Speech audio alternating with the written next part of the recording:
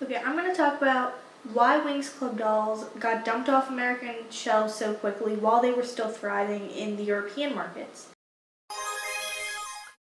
Their main problem they were facing is they didn't have the consistency of toy lines and media that Barbie and Monster High did. In America, we really only got, I think, 2 or 3 lines in big box retailers like Walmart, whereas in the UK and Italy, we had dozens of lines. Another issue that suppliers had is they overestimated demand, so they ordered too many and had overstock of them for a while. This is why we all remember seeing them in discount stores and on clearance shelves as kids.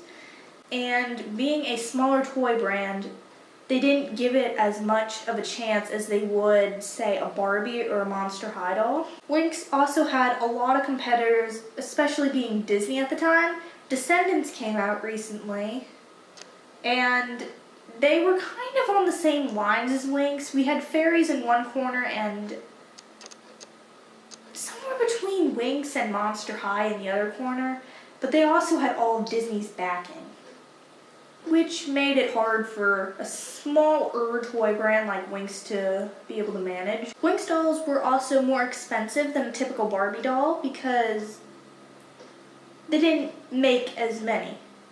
In the later years, Nickelodeon also stopped pushing it as much, which is why Rainbow Toys decided to kind of, I don't want to say give up on the American market, but switch their focus over to the Italian and UK market, to the European market where it was going much better. The toy line also had more of a presence in the European market. It is an Italian show that was imported into America and redubbed. The Italian and UK dolls were also just made better.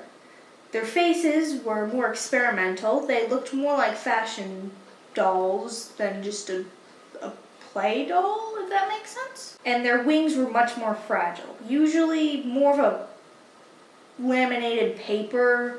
They were made for display, not really so much for kids to be playing with.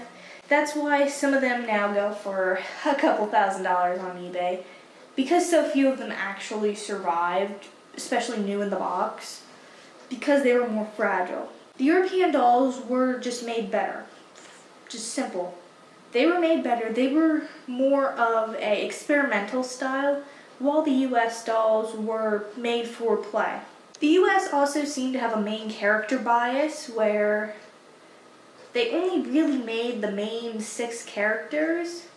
This is a problem that manufacturers seem to have when making toys. They will re-release the same handful of characters from a show or movie, but not go into the background characters very much. In Europe, they also had more characters. They're kind of famously known for having the mermaid dolls and the specialist characters. They also had the Trix dolls. And by the way, this is supposed to be a butterfly. I didn't just get a giant bruise here. And the Cheshire Cat is here because I didn't have any Winx Club dolls to show you. But I didn't want to just give you a blank couch, so the Cheshire Cat's here. Thank you for watching. Let me know which niche you want me to get into next time.